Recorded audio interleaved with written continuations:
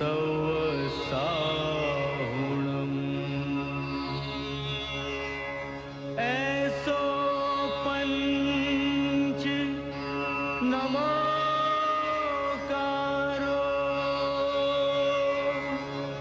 સૌ પાવ પણાસણો મંગલાણમ ચ સૌએ સિંહ પરમં હવૈ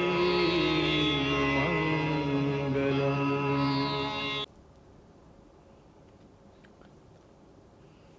ધર્મસૂત્રની એ ગાથા છે. ધમ્મો મંગલ મુક્તિઠમ અહિંસા સંયમોતવો દેવાવીતમ નમનસંતિ જસ્સ ધમ્મે સયામણો. ધર્મ એ ઉત્કૃષ્ટ મંગલ છે. અહિંસા, સંયમ અને તપ એ ત્રણ એના પાયા છે. અને જેઓ એ પ્રમાણે જીવે છે એને સ્વયં દેવો પણ નમે છે. આ ગાથા જ્યારે જ્યારે સાંભળીએ ત્યારે જીન શાસનના ઇતિહાસમાં આવેલા એક ભવ્ય પાત્રનું સ્મરણ થાય છે. તમે કદી કલ્પી શકો છો કે ભગવાન મહાવીરે સ્વયં કોઈ શ્રાવકની પ્રશંસા કરી હોય? અને ત્યારે હા, એવી એક ઘટના બની કે જ્યારે ભગવાન મહાવીર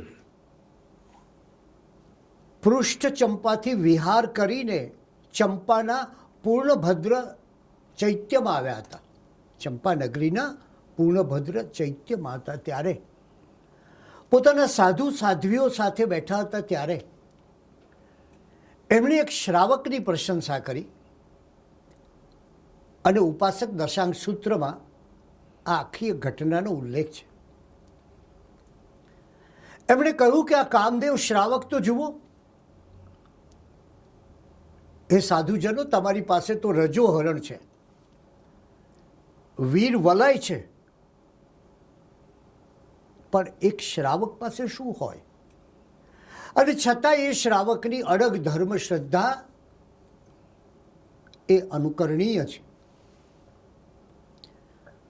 વાત એવી બની હતી કે સ્વર્ગમાં સૌધર્મેન્દ્ર દેવે કામદેવ શ્રાવકની અડગ પ્રભુ ભક્તિની પ્રશંસા કરી. અને આ પ્રશંસા સાંભળીને અકળાયેલા એક દેવે કહ્યું, રહેવા દો, માનવીની પ્રશંસા કરવી રહેવા દો. આ માનવીને તો થોડીક સત્તા આપો, ઉંદરી આપો, સમૃદ્ધિ આપો, એટલે એ ધારે તે કરે. સૌધર્મેન્દ્રે કહ્યું, ના, આ કામદેવ શ્રાવક એક જુદા પ્રકારનો માણસ છે. 14 વર્ષ સુધી એણે ગૃહસ્થ જીવનમાં શ્રાવક ધર્મનું નિરંતર પાલન કર્યું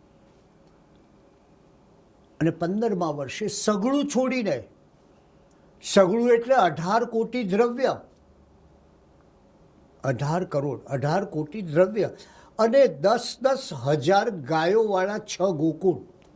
એ જમાનામાં જૈનો ગાયો રાખતા હતા. તો એવા 6 ગોકુળ આ બધું છોડી દીધું રાતોરાત.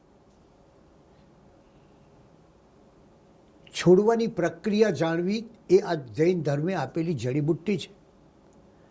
એ તમે ભગવાન ઋષભદેવના જીવનનો વિચાર કરો કે રાજા ઋષભે કેવી ક્ષણવારમાં સઘળી સંપત્તિ છોડી દીધી. અરે આપણા બધા તીર્થંકરો એમના જીવનને જુઓ ત્યારે ખ્યાલ આવશે કે જીવનમાં જે સમૃદ્ધિ મળી હતી એના કરતાં બીજી સમૃદ્ધિ મેળવવા માટે પેલી સમૃદ્ધિનો એક ક્ષણમાં ત્યાગ કર્યો. બીજી સમૃદ્ધિ એટલે વૈરાગ્યની સમૃદ્ધિ, તપની સમૃદ્ધિ, ધર્મ આરાધનાની સમૃદ્ધિ. અને ત્યારે આ કામદેવ શ્રાવકને ડરાવવા માટે દેવે કહ્યું કે જુઓ, હું એને ભય બતાવીશ ને એટલે બધું છોડી દેશે. અને દેવ ઔષધ શાળામાં રહેતા આવેલા કામદેવ શ્રાવક પાસે આવી અને એને કહે છે કે તું તારો ધર્મ છોડી દે. એણે ભયાવહ રૂપો ધારણ કર્યા. એને ડરાવવા કોશિશ કરી, ન ડર્યો. છેવટે હાથમાં ખડગ લીધું અને કહ્યું કે હવે આ ખડગ તારા ઉપર વીંજું છું. ભયંકર અટ્ટહાસ્ય કર્યું અને કહ્યું કે તું તારી ધર્મ આરાધનાનો અંચળો છોડી દે, નહીં તો આ ખડગથી હું તારું મસ્તક, તારું શિર, તારું માથું કાપી નાખીશ. અને તેથી શું થશે? પેલો દેવ કહે છે કે તું એકાએક અકાળે મૃત્યુ પામીશ, ભયથી મૃત્યુ પામીશ. હું તારા ઉપર ખડગ વીંજું ને તારું માથું વાઢી નાખું એટલે થશે શું? એ સમયે તું આર્ત ધ્યાનમાં આવીશ અને આર્ત ધ્યાનમાં વિક્ષુબ્ધ ચિત્તવાળો હોવાથી, આર્ત ધ્યાનમાં હોવાથી તું અનંત દુર્ગતિનું દુઃખ પામીશ. મૃત્યુની ક્ષણ માણસના જીવનને નક્કી કરતી હોય છે. આ જીવન પછીના જીવનનો સહારો, એક માર્ગ એ આપતી હોય છે. અને એટલે કહે છે કે જો તું મારી વાત નહીં માને તો આ ખડગ હું તને મારીશ, તને આર્ત ધ્યાન થશે અને આર્ત ધ્યાનને પરિણામે તારી નરક ગતિ થશે, દુર્ગતિ થશે. કામદેવ શ્રાવકનું એક રૂવાડું પણ ફરકતું નથી. એને કહ્યું કે તું ગમે તેટલો ભય બતાવીશ, મારા પ્રભુએ મને અભય આપ્યો છે. ભય તો છે જ, પણ ભયની વચ્ચે હું ધર્મની આરાધનામાં અભયથી જીવનારો માણસ છું અને એ અભયને અનુભવનારો છું. એટલે તારી ધમકી, તારું ડર તું મને બતાવ, એની કોઈ અસર મને થવાની નથી. ભગવાન મહાવીરના ઉપદેશની સૌથી મોટી વાત એ અભયની સાધના છે. ભગવાનના જીવનમાં આવેલા ઉપસર્ગો જુઓ તો તમને ખ્યાલ આવશે કે કેવા કેવા ભયાવહ ઉપસર્ગો આવ્યા. અને ઉપસર્ગો એટલે માણસે કરેલા ઉપસર્ગો, ગોવાળિયાનો ઉપસર્ગ, પ્રાણીએ કરેલા ઉપસર્ગો, ચંડ કૌશિકનો ઉપસર્ગ, વ્યંતરીએ કરેલા ઉપસર્ગો, કઠપૂતનાનો ઉપસર્ગ, અને દેવોએ કરેલા ઉપસર્ગો, સંગમ દેવનો ઉપસર્ગ. આવા અનેક ઉપસર્ગો આવ્યા. બહાર ભય હોવા છતાં ભીતર એક અભય હતો. કદાચ આજે કોરોનાના કાળમાં સૌથી વધારે આવશ્યકતા અભયની સાધનાની છે. એટલે મહાવીરના જીવનનો અર્ક જ આ છે, જીવનમાં અભયની સાધના કરો. પેલા દેવે કામદેવ શ્રાવકને ડરાવવા માટે ભયંકર ફૂંફાડા મારતી ફણાવાળા નાગનું સ્વરૂપ લીધું અને એના શરીર પર 3 ભરડા લીધા, એના કંઠ પર અને ગળા પર કાળકૂટ વિષનો દંશ દીધો.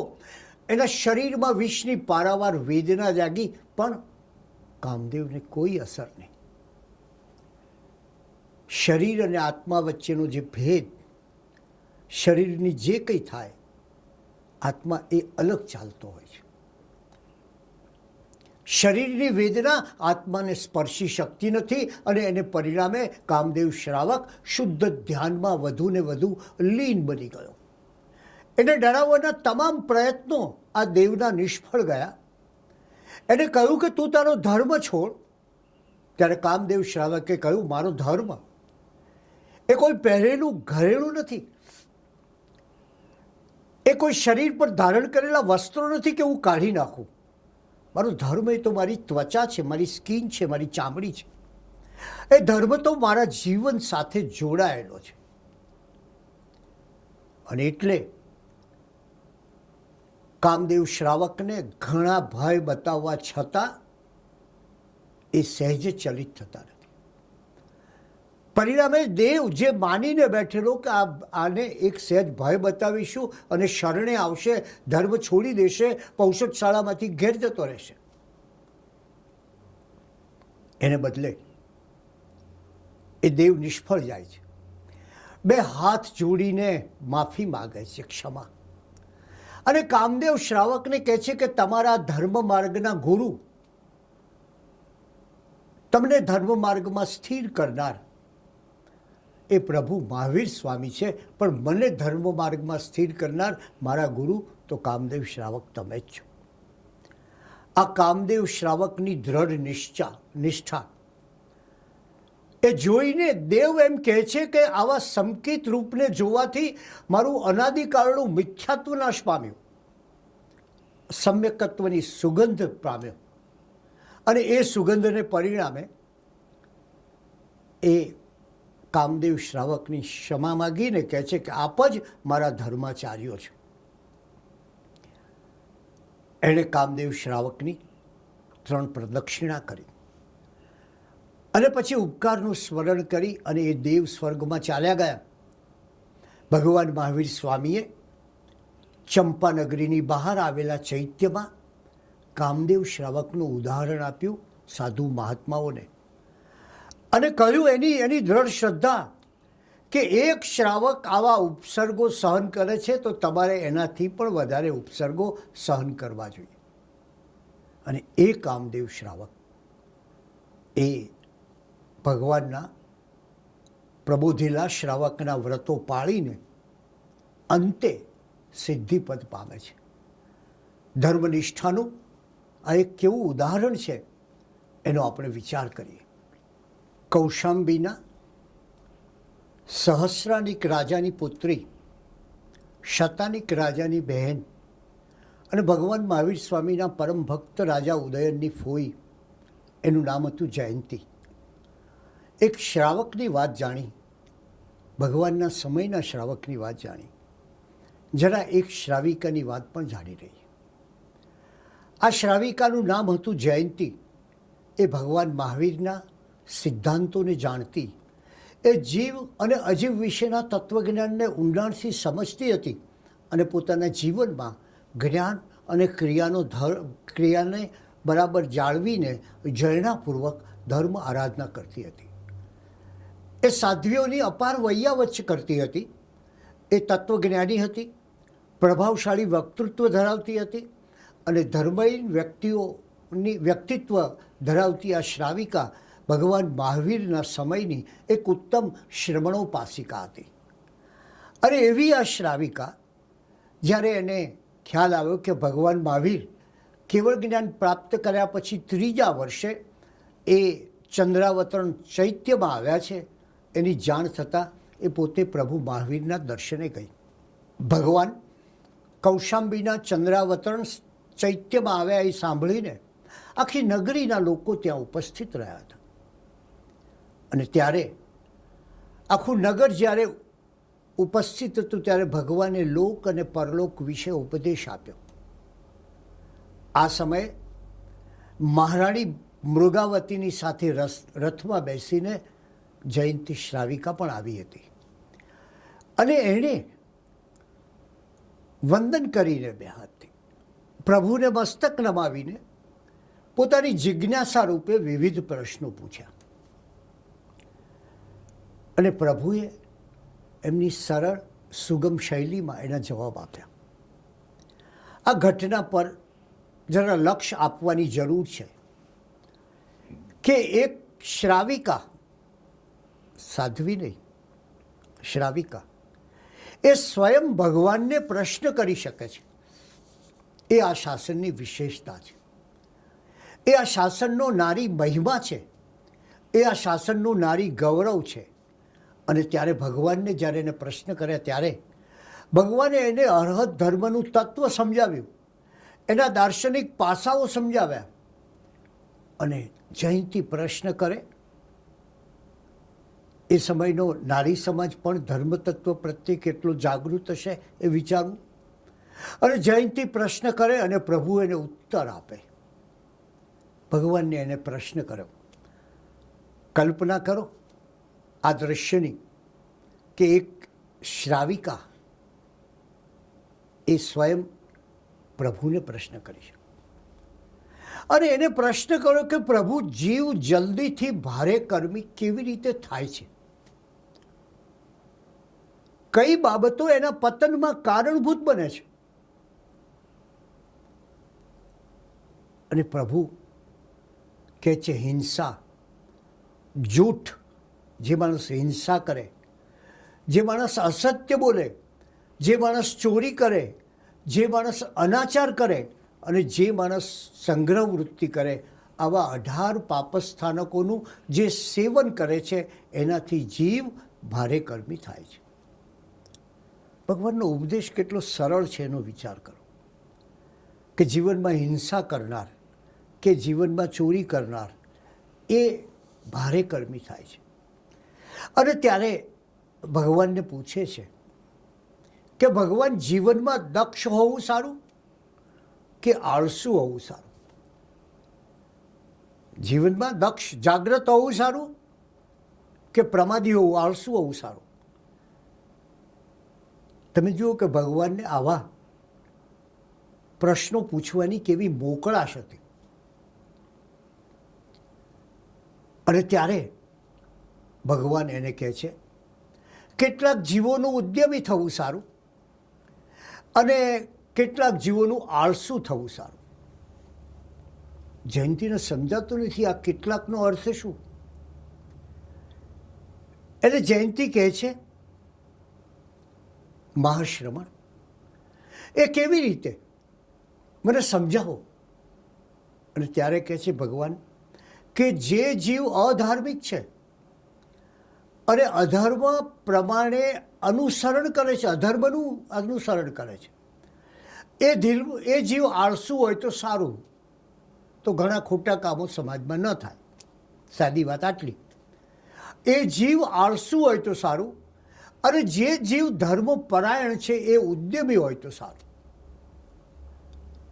અને એવો જીવ એ આચાર્ય, ઉપાધ્યાય, તપસ્વી, સંઘ અને સાધર્મિકનું વૈયાવૃત્ત કરે છે. માટે આવો જીવ એ જાગતો સારો, અને પેલો જીવ જે અનિષ્ટ કરે છે એ ઊંઘતો સારો. અને ભગવાનને આ રીતે એ પ્રશ્નો પૂછે છે. સમય જતાં આજ શ્રાવિકા જયંતી એ ભગવાન પાસે પ્રવજ્યા ગ્રહણ કરે છે અને 11 અંગ સુધીનો અભ્યાસ કરી, ખૂબ તપ કરીને મોક્ષે જાય છે. આ ચરિત્ર કહેવાનો મારો મર્મ એટલો કે ભગવાનની વાણી કેટલી સરળ છે, કેવી પારદર્શક છે, અને એથી વિશેષ કે ભગવાનના શાસનમાં કેવી મુક્તિ અને મોકળાશ છે કે જ્યાં એક શ્રાવિકા આવા પ્રશ્નો પૂછે કે ભગવાન, જીવ જાગતો હોય તો સારો કે ઊંઘતો હોય તો સારો? અને ભગવાન એના પ્રશ્નનું સમાધાન આપે કે જે જીવો સત્યવાદી છે, જે જીવો સુશીલ છે, જે જીવો અહંકારી નથી, એ જીવો જાગે તો સારું. કારણ કે એનાથી સમાજમાં સારું વાતાવરણ રહે. પણ જે જીવો પ્રમાદી છે, જે જીવો બીજાનો અપકાર કરનારા છે, એ જીવો ઊંઘતા હોય તો સારું, કે જેને કારણે સમાજમાં અનિષ્ટો ઓછા થાય. ભગવાનની આ વાણીની પણ વિશેષતા એ કે જયંતી જેવી શ્રાવિકા, એક સામાન્ય શ્રાવિકા પણ જ્ઞાનયુક્ત ખરી, પણ સામાન્ય, એ પણ ભગવાનને પ્રશ્ન પૂછી શકે છે. ગુજરાતના પ્રસિદ્ધ કવિ નિરંજન ભગતને એકવાર ફ્રાન્સથી આવેલા વિદ્વાને સવાલ કર્યો કે ગુજરાતની સૌથી મોટી ઘટના કઈ? શું સાબરમતી આશ્રમથી દાંડીકૂચ માટે મહાત્મા ગાંધીજી નીકળ્યા હતા તે ઘટના, કે પછી અન્ય કોઈ? ત્યારે કવિ નિરંજન ભગતે કહ્યું કે ગુજરાતના સંસ્કાર જીવનની સૌથી મોટી ઘટના તે પાટણમાં હાથીની અંબાડી પર મૂકીને થયેલી સિદ્ધહેમ શબ્દાનુશાસન ગ્રંથની સવારી. અને કદાચ આપને જાણીને આશ્ચર્ય થશે કે કલિકાલ સર્વજ્ઞ હેમચંદ્રાચાર્ય મહારાજે એક વર્ષના સતત સરસ્વતી ઉપાસના કરીને આ ગ્રંથની રચના કરી. આ વ્યાકરણ ગ્રંથને માટે એ સમયે કાશ્મીરથી અને બીજા રાજ્યોમાંથી હસ્તપ્રતો મંગાવવામાં આવી. અને 1 વર્ષ પછી જ્યારે આ ગ્રંથ તૈયાર થયો ત્યારે રાજા સિદ્ધરાજ અને હેમચંદ્રાચાર્ય એ પગે ચાલતા હોય અને હાથીની અંબાડી ઉપર ગ્રંથ બેઠો. આ દુનિયામાં થયેલી મહાનમાં મહાન વિદ્યાની પ્રતિષ્ઠા છે.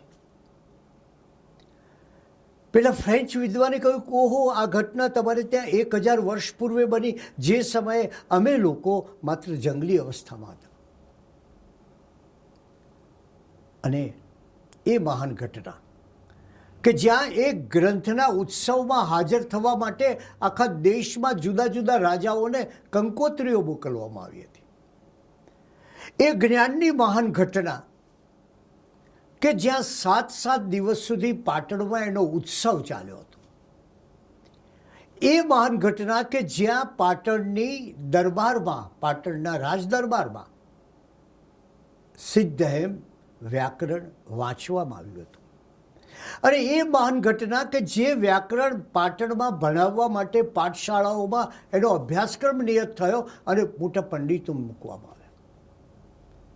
એક કલ્પના કરો, કોઈ એક ગ્રંથનું પ્રાગટ્ય હોય અને 7 દિવસ સુધી એનો ઉત્સવ ચાલે, એ માત્ર ગુજરાતમાં, અને એ કલિકાલ સર્વજ્ઞ હેમચંદ્રાચાર્ય અને સિદ્ધરાજની વિદ્યાપ્રીતિને કારણે થાય.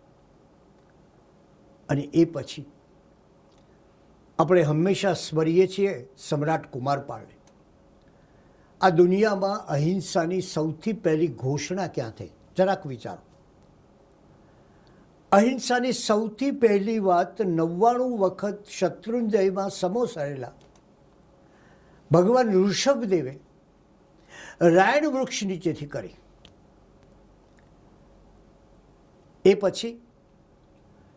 એ પછી અશોકના શિલાલેખમાં એ અહિંસાની વાત આવી. અને અહિંસાની રાજ્યવ્યાપી ઘોષણા કોણે કરી? તો એ રાજા કુમારપાળે કરી. આપણે ઇતિહાસને ભૂલી ગયા છીએ, પણ ઇતિહાસને તમે બરાબર જોશો તો ખ્યાલ આવશે કે આ રાજા કુમારપાળના વખતે ગુજરાતનું સૌથી વિશાળ વિસ્તારવાળું રાજ્ય હતું, જેટલો વિસ્તાર બીજા કોઈ રાજાના સમય નહોતો. અને ત્યારે એ કુમારપાળે જે અહિંસાની ઘોષણા કરી, એમાં એને કહ્યું પાછું કે જે લોકો પોતે હિંસાથી ગુજરાન ચલાવે છે એમને માટે કોઈ ચિંતા કરવાની જરૂર નથી. 3 વર્ષ સુધી એમના ભરણ પોષણની વ્યવસ્થા રાજભંડારમાંથી ધન મળશે અને થશે.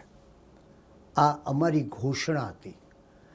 અને એ અમારી ઘોષણાની એક બીજી ખૂબી, અહિંસા પાલનની બીજી ખૂબી, તમે સમ્રાટ સંપ્રતિનો વિચાર કરો કે કુમારપાળનો વિચાર કરો તો તમને ખ્યાલ આવશે કે આ એવા રાજાઓ હતા કે જે બીજા ઉપર વિજય મેળવતા, પણ એ ન તો એનું રાજ્ય લેતા, ન તો ત્યાંની સત્તા લેતા, ન તો ત્યાંની સંપત્તિ લેતા, કે ન તો ત્યાંની સુંદરીઓ લેતા. એ માત્ર એટલી શરત કરતા કે તારે તારા રાજ્યમાં અહિંસા પાલન કરાવવાનું. અને ધર્મ નિમિત્તે અથવા ભોજન નિમિત્તે, ધર્મને નામે જે પશુ બલિ થતા હોય અને ભોજનને નામે જે પશુ સંહાર થતો હોય એ નહીં કરવાના, એની મનાઈ કરવાનું જાહેરાત કરતા.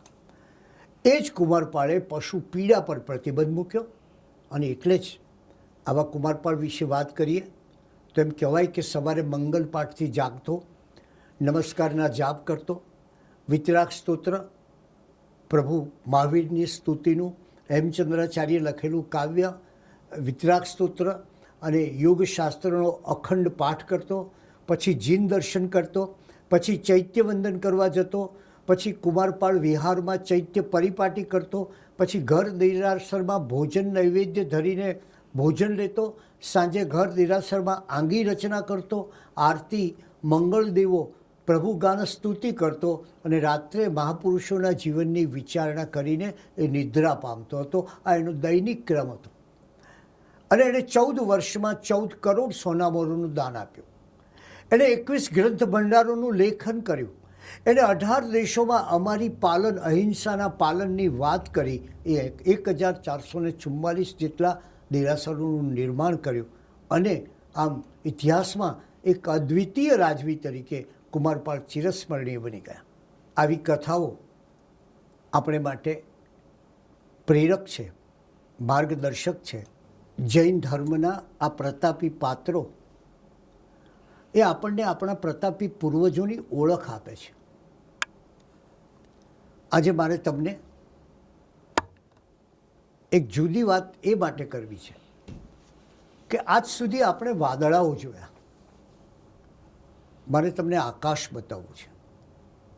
અને એ આકાશમાં ઉગેલું સરસ મજાનું જૈન ધર્મનું મેઘધનુષ બતાવવું છે. મેઘધનુષના 7 રંગો હોય એમ જૈન ધર્મના એ 7 રંગો, એક તો એ વિરલ ધર્મ છે, બીજું એ વીરતાનો ધર્મ છે, ત્રીજું એને વાણિજ્યની વાત કરી છે, ચોથું એને વૈરાગ્યને જગતમાં નવું દર્શન આપ્યું છે, પાંચમું એની વિદ્વત્તા, છઠ્ઠી એની વિશિષ્ટતા અને સાતમી એની વ્યાપકતા. આ 7 રંગોના મેઘધનુષની ચાલો આપણે સાથે મળીને સફર કરીએ. પહેલી વાત છે એ વિરલ છે.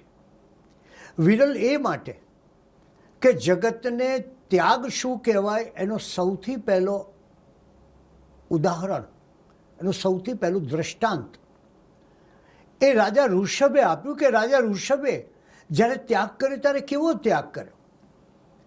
એ અગાઉ લોકો ત્યાગ કરતા ત્યારે આશ્રમમાં જતા, સાથે પત્ની પણ હોય, શિષ્યો પણ હોય, સુખનું વાતાવરણ હોય, અનુકૂળતા હોય.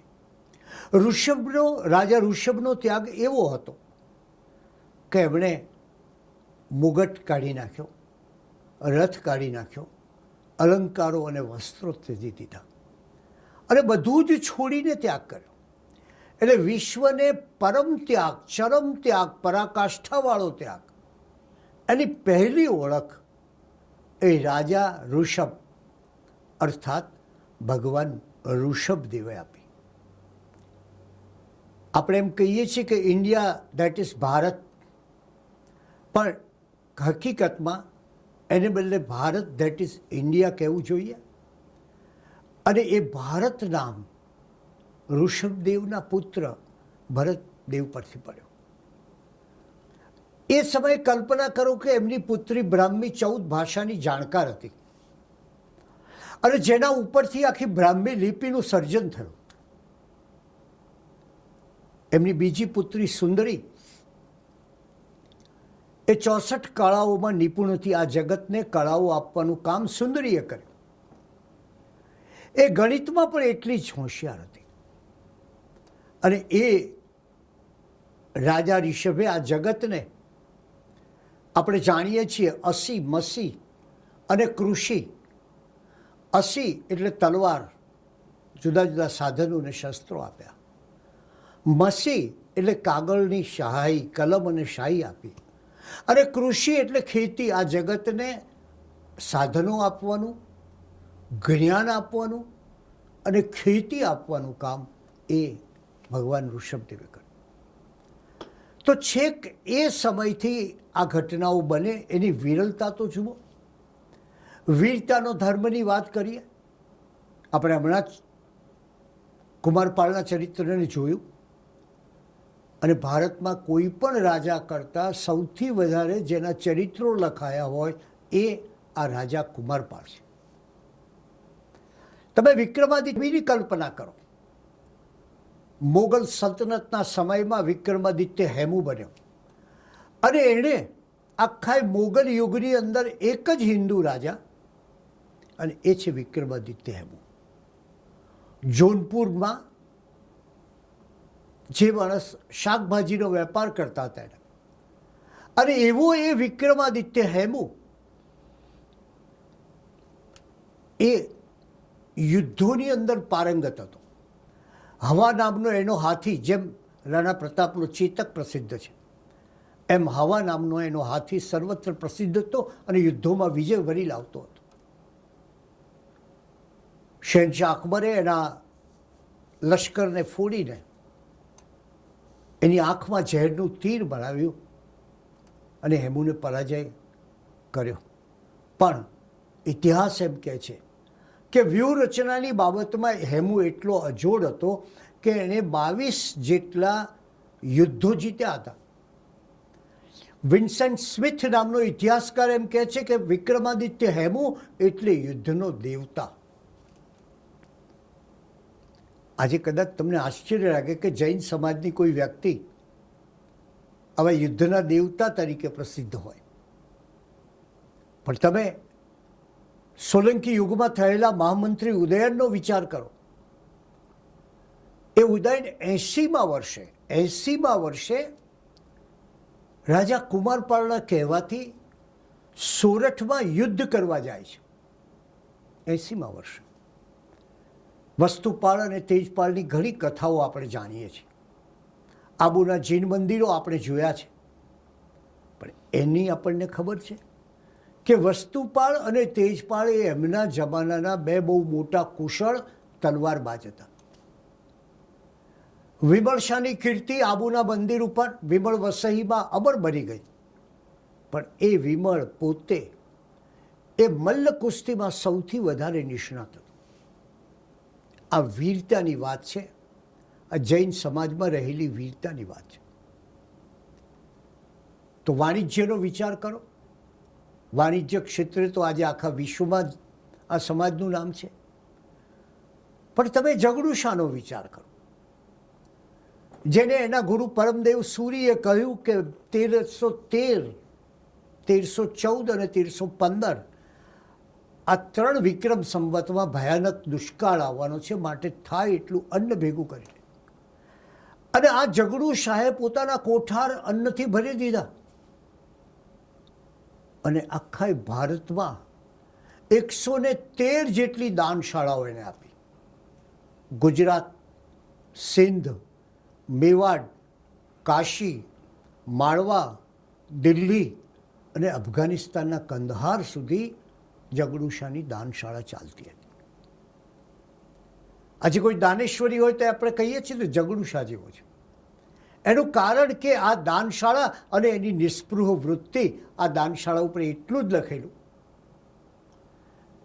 કે આ કણ એટલે અનાજ, આ કણ ગરીબો માટે છે. ઝઘડુ શાહ અને આખા છેક અરબસ્તાનથી માંડીને બંગાળ સુધી એની આ દાનશાળાએ 3 વર્ષ સુધી ભીષણ દુષ્કાળમાં ભારત દેશને બચાવ્યો. આ વાણિજ્ય છે. વાણિજ્યની વાત કરીએ તો અનેક લોકો યાદ આવે. એ શેઠ શાંતિદાસનું સ્મરણ થાય, કસ્તુરભાઈ લાલભાઈનું સ્મરણ થાય, શ્રેણી કસ્તુરભાઈનું સ્મરણ થાય. આ અનેક લોકો છે. હરકુંવર શેઠાણીનું સ્મરણ થાય કે જે હરકુંવર શેઠાણી પોતે ભણ્યા નહોતા અને છતાં એમણે ભણવા, સ્ત્રીઓ ભણે તે માટે, કારણ કે એ સમયે વિધવા સ્ત્રીઓને માટે બીજો કોઈ રસ્તો નહોતો, માટે આત્મહત્યા કરતી. ત્યારે હરકુંવર શેઠાણી એક શાળા સ્થાપીને શાળા સાથે બહેનોને ટ્રેનિંગ મળે, શિક્ષિકાની તાલીમ મળે, એને માટે કામ કર્યું. અમદાવાદમાં સૌથી પહેલી છોકરીઓની નિશાળ સ્થાપવાનું કામ હરકુંવર શેઠાણી. હઠીસિંહ શેઠ અવસાન પામ્યા અને એમનું એક સ્વપ્ન હતું કે મારે એક સરસ મજાનું હઠીસિંહનું એક દેરાસર બનાવવું છે. અને ત્યારે વૈધવ્ય હોવા છતાં, જે જમાનામાં વિધવા સ્ત્રી ઘરની બહાર નહોતી નીકળતી, એ જમાનામાં હરકુંવર શેઠાણી રોજ સવારે 1 કલાક અને સાંજે 1 કલાક હઠીસિંહના દેરાસર પાસે આવતા, ત્યાં જાતે દેખરેખ રાખતા, જરૂરી સૂચનાઓ આપતા. અને એમણે છે એ સમયે સમેત શિખરજીનો આખો વિશાળ સંઘ કાઢેલો, અને જેને કારણે બ્રિટિશ સરકારે એમને નેક નામદાર સખાવતે બહાદુરનો ઇલકાબ આપ્યો હતો. આ વાણિજ્યની વાત છે. આ વાણિજ્યની પરંપરા આજે પણ આપણે જાણીએ છીએ કે જૈન સમાજમાં જીવંત છે. તો ચોથું આવે છે વૈરાગ્ય. પ્રાપ્તિ ખરી, પુરુષાર્થ ખરો, પણ માત્ર પ્રાપ્તિમાં જ પુરુષાર્થની સમાપ્તિ નહીં. પોતાને જે પ્રાપ્ત થયું છે એ બીજાને આપવું, એ દુષ્કાળના સમયે આપવું, એ મુશ્કેલીના સમયે આપવું, એ આપત્તિના સમયે આપવું, એ રોગચાળાના સમયે આપવું, એ કામ, એ પ્રકારનું કામ એ આપણે જોઈએ છીએ. એટલે કે 2 શબ્દોનું મહત્વ છે. જિંદગીમાં જે પ્રાપ્ત છે તે પર્યાપ્ત છે, અને માટે બહારની પ્રાપ્તિનો વિશેષ મહિમા નહીં, ભૌતિક પ્રાપ્તિની બહુ ગાજવીજ નહીં, અંતિમ જે પ્રાપ્તિ કરવાની છે એ આત્મિક પ્રાપ્તિ કરવાની છે એ છે. અને વિદ્વત્તાની વાત કરીએ, ઉપાધ્યાય યશો વિજયજીનું સ્મરણ કરો.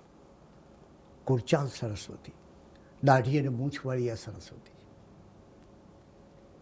કેટલા ગ્રંથોની રચના કરી. ન્યાયશાસ્ત્રના એમના ગ્રંથો એક અજોડ ગ્રંથો છે. હરિભદ્ર સુરી મહારાજની કલ્પના કરો, 1444 ગ્રંથોની રચના કરી. અને એ કલ્પના આપણે કરવી જોઈએ કે એમણે રચેલો યોગ દ્રષ્ટિ સમુચ્ચય ગ્રંથ એ ખુદ મુગલ ઇતિહાસકાર અબુલ ફઝલને એટલો બધો ગમ્યો કે એને શહેનશાહ અકબર આગળ એની પ્રશંસા કરી. આ ધર્મની વિદ્વત્તાનો આ પાયો છે. હેમચંદ્રાચાર્ય તો આપણે જાણીએ છીએ કે કોઈ શાસ્ત્ર એમની પાસે બાકી નહોતું. એમણે ચરિત્ર લખ્યું, કાવ્ય લખ્યું, વ્યાકરણ લખ્યું, કોશ લખ્યા, બધા જ શાસ્ત્રો ઉપર કામ કર્યું. એમને પીટરસન નામનો વિદ્વાન કહે છે કે આ હેમચંદ્રાચાર્ય, અરે આ હેમચંદ્રાચાર્ય એ તો ઓશન ઓફ નોલેજ છે.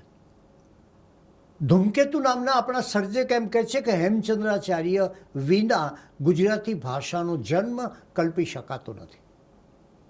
આવા એ હેમચંદ્રાચાર્ય. મેં આપને કહ્યું તેમ જેમણે કાવ્યશાસ્ત્ર, શબ્દશાસ્ત્ર, અલંકારશાસ્ત્ર, વ્યાકરણશાસ્ત્ર, મહાકાવ્ય, ચરિત્ર એમ બધા જ સ્વરૂપોમાં અદ્ભુત પ્રતિભા દાખવી કે છે. 3.5 કરોડ જેટલા શ્લોકો એમને લખ્યા. એટલે આ જ્ઞાનની પ્રતિભાની કલ્પના કરો તમે. ગુજરાતીમાં મધ્યકાલીન સાહિત્યમાં 90% સાહિત્ય એ જૈન સાધુઓ અને શ્રાવકોએ લખેલું છે.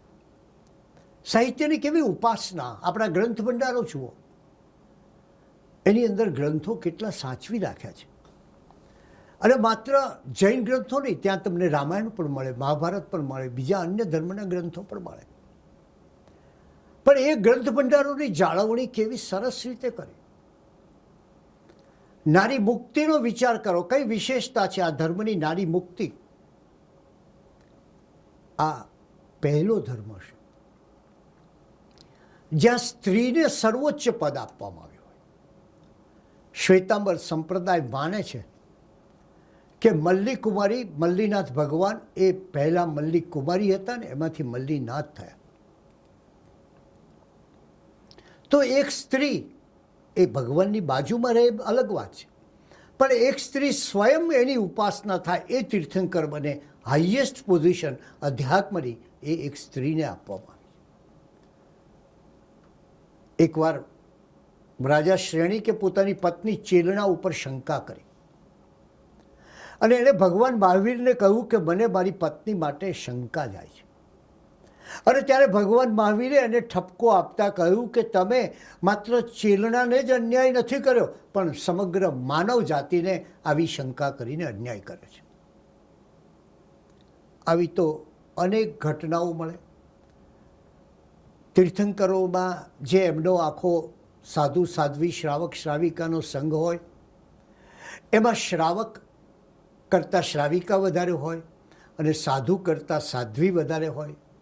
ભગવાન મહાવીરના સંઘની વાત કરીએ તો 14,000 સાધુઓ હતા અને 36,000 સાધ્વીઓ હતી.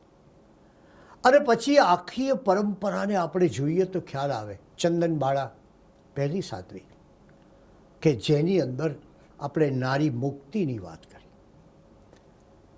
અને એક છેલ્લી વાત છે, 7મો રંગ છે, વ્યાપકતાનો રંગ છે કે આ કેટલો વ્યાપક ધર્મ છે. ફતેપુર સિક્રીની અંદર ચંપા શ્રાવિકાનો 6 મહિનાના ઉપવાસનો વરઘોડો નીકળ્યો અને શહેનશાહ અકબરને થયું કે ના, કોઈ વ્યક્તિ 6 મહિના સુધી ઉપવાસ ન કરે. એને તપાસ કરવાનું કહ્યું તો ખબર પડી કે ચંપા નામની શ્રાવિકાએ 6 મહિના સુધી સતત ઉપવાસ કર્યા છે અને એનો આ વરઘોડો નીકળ્યો છે. શહેનશાહ અકબરને ત્યારે આશ્ચર્ય થયું કે આ ઉપવાસ એટલે ન દિવસે ખાવું કે ન રાત્રે ખાવું. અને એટલે એ ચંપા શ્રાવિકાને ની કસોટી કરે છે, એમને ઉપવાસ ઉપર રાખે છે અને કસોટી કરે છે. અને કસોટીમાંથી જ્યારે ચંપા શ્રાવિકા ઉત્તીર્ણ થાય છે, પાર ઉતરે છે, ત્યારે એને પૂછે છે કે આટલું બધું તપ એ કઈ કારણસર કરી શક્યા? ત્યારે તમે જુઓ, જે જૈન ધર્મનો બહુ જાણીતું વાક્ય છે, દેવ ગુરુ ધર્મ પસાય. દેવ ગુરુ અને ધર્મને કારણે. આ મેં મારે લીધે નથી કર્યું, મેં નથી કર્યું, હું કરી શક્યો નથી, હું જ્યાં કરી શકું એવું નથી.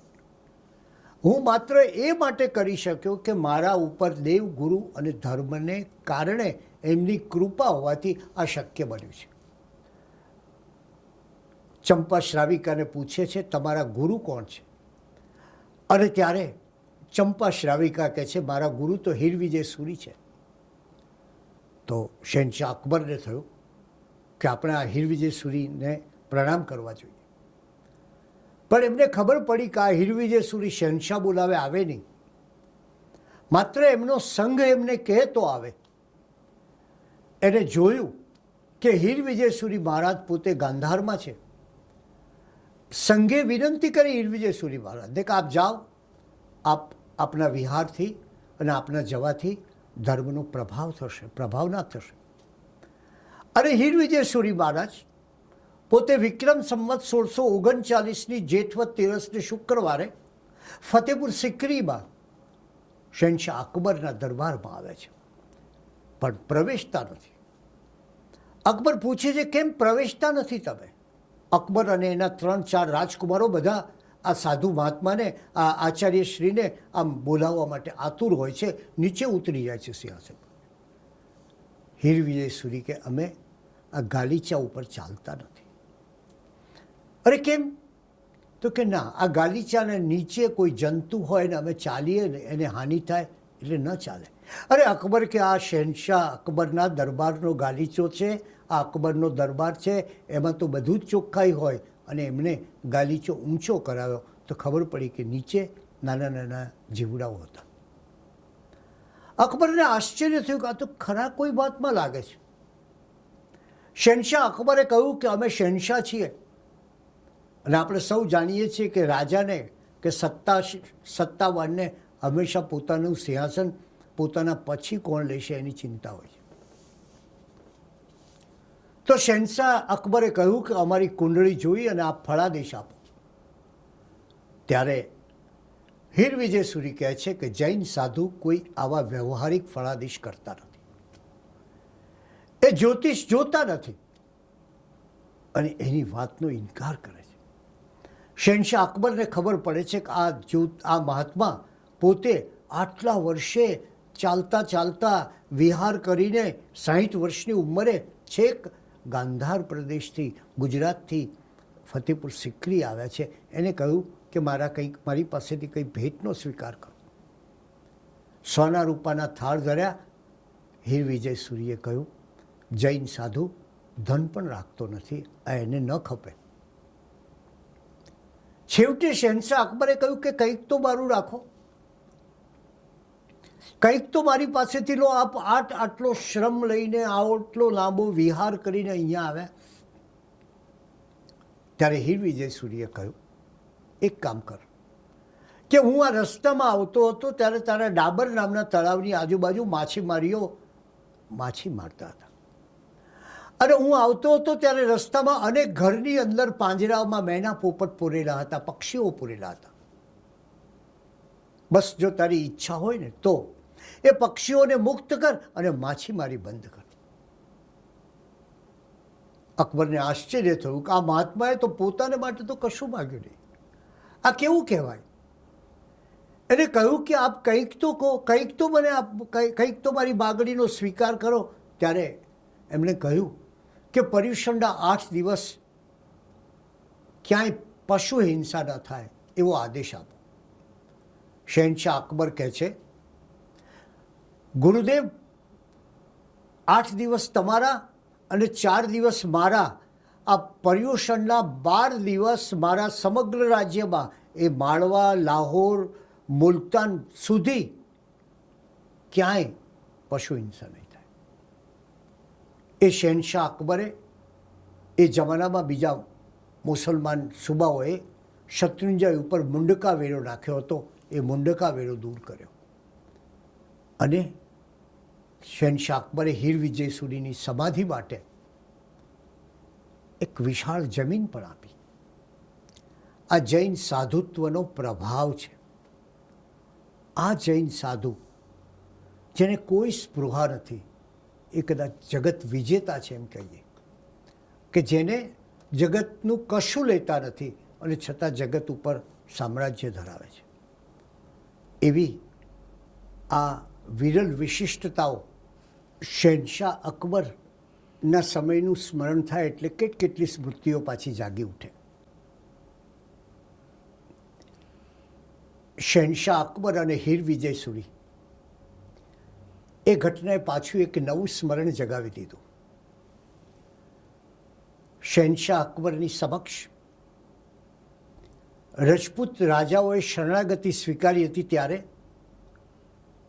એકમાત્ર રાણા પ્રતાપે આઝાદીને જાળવવા માટે, માતૃભૂમિને માટે આવી શરણાગતિ સ્વીકારી નહીં અને એને પરિણામે એમને અરવલ્લીના પહાડોમાં ભટકવું પડ્યું. એવે સમયે એક દિવસ એવી સ્થિતિ આવી કે પોતાની બાળકીને દૂધ આપી શક્યા નહીં. એ સમયે રાણા પ્રતાપનું હૈયું વલોવાઈ ગયું. એમણે વિચાર કર્યો કે ચાલો હવે હું શહેનશાહ અકબરનું શરણ સ્વીકારી લઉં. એ તો અડધું રાજ્ય આપવા તૈયાર છે. પણ આવે સમયે એના સ્વામી ભક્ત મંત્રી ભામાશાહ એમને કહ્યું કે ના, આપણે સ્વાતંત્રતા કાજે આઝાદી માટે લડવું જોઈએ. અને એટલે રાણા પ્રતાપ અકબર પાસે જતા હતા ત્યારે એમને રસ્તામાં અટકાવીને ઊભા રાખ્યા અને કહ્યું કે આપ જો આવી રીતે શહેનશાહ અકબરના શરણે જશો તો આપણી માતૃભૂમિનું શું? ત્યારે રાણા પ્રતાપે એમ કહ્યું કે મારી પાસે કશું નથી, ન તો સંપત્તિ છે ન સૈનિકો છે, હું કઈ રીતે અકબરનો સામનો કરી શકું? એ સમયે ભામાશાહે રાણા પ્રતાપને ખાતરી આપી કે આપણે અકબર સાથે લાંબા સમયનું યુદ્ધ ખેલી શકીએ એટલી સંપત્તિ અને સૈનિકો હું તમને આપું. અને ભામાશાહ પોતાને ઘેર જઈને પોતાની પત્નીને સ્વતંત્રતા માટેના યુદ્ધની વાત કરી, દેશને માટે કુરબાન થવાની વાત કરી. અને ત્યારે એ લક્ષ્મીને પણ આ પરાધીનતા કોરી ખાતી હતી. ભામાશાહે કહ્યું કે હવે આપણે આપણું ધન પ્રતાપને આપવું પડશે. અને પ્રતાપને એ ધન આપી અને આપણી માતૃભૂમિની રક્ષાનો આ સમય છે. ત્યારે લક્ષ્મીએ ભામાશાહના હાથમાં ચાવીઓ મૂકતા કહ્યું કે ભોયરામાં જેટલું ધન છે એ બધું લઈ અને તમે આપી દેજો. અને ભામાશાહ પોતાની પાસેનું તમામ ધન લઈને નીકળે છે. ત્યાં લક્ષ્મી એમને પાછા બોલાવે, ઊભા રહો. કેમ?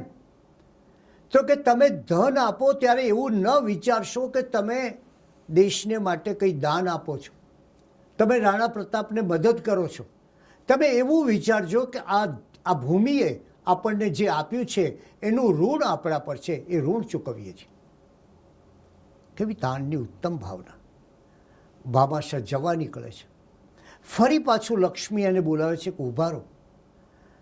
આપે તમારી સંપત્તિ તો લીધી, પણ મારા પિયરથી આવેલી સંપત્તિ એનું શું? એ પણ તમે આ રાષ્ટ્રને કાજે લઈ જાઓ. અને ઇતિહાસ કહે છે કે ભામાશાહ એ ધન લઈને નીકળ્યા અને એની પોતાની પત્નીની ઉદાત્ત ભાવનાઓનો સતત અનુભવ કરતા હતા. અને 12 વર્ષ સુધી 25,000 સૈનિકોની આજીવિકા ચાલે, નિર્વાહ થઈ શકે એટલી સંપત્તિ આપી, જેને પરિણામે રાણા પ્રતાપે ફરી આઝાદીનો બુલંદ પોકાર કર્યો. આવી તો ઇતિહાસની કેટલી ઘટનાઓનું મને સ્મરણ થાય છે. એ વીરચંદ રાઘવજી ગાંધી હોય, એ શ્રીમદ રાજચંદ્રજીનો મહાત્મા ગાંધી પર પડેલો પ્રભાવ હોય, કેટલી વાતો કરીએ અને તોય ખૂટે નહીં. પણ મારે કહેવું છે કે આપણે આ ઇતિહાસથી આવતીકાલના વિશ્વનું સર્જન કરવાનું છે. આ ઇતિહાસ એ માત્ર ઘટનાઓ નથી, આ ઇતિહાસ એ આપણા મૂલ્યો છે. તમે પુણ્યા શ્રાવકની વાત સાંભળો ત્યારે સામયિકના મૂલ્યોની તમને ખ્યાલ આવશે. એ મૂલ્યો આપણા જીવનમાં આવે, એમાંથી આવતીકાલના વિશ્વનું આપણે સર્જન કરીએ અને આ વિશ્વને પ્રાણી વધમાંથી આપણે પ્રાણી પ્રેમ તરફ લઈ જઈએ.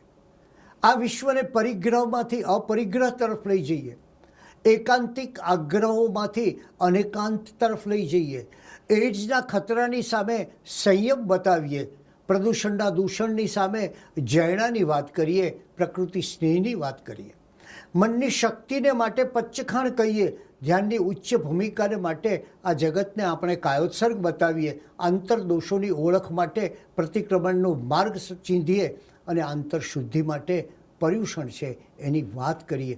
આ જ થાય તો જ આપણે એ આવતી જીવનશૈલીને, આવતા યુગની જીવનશૈલીને એક નવું રૂપ આપી શકીશું. એમાંથી કૃપણતા, દરિદ્રતા અને તુચ્છતા જશે અને મૈત્રી, શક્તિ અને ભક્તિનો પ્રાદુર્ભાવ થશે આ આપણા જ્વલંત ઇતિહાસના સહારે.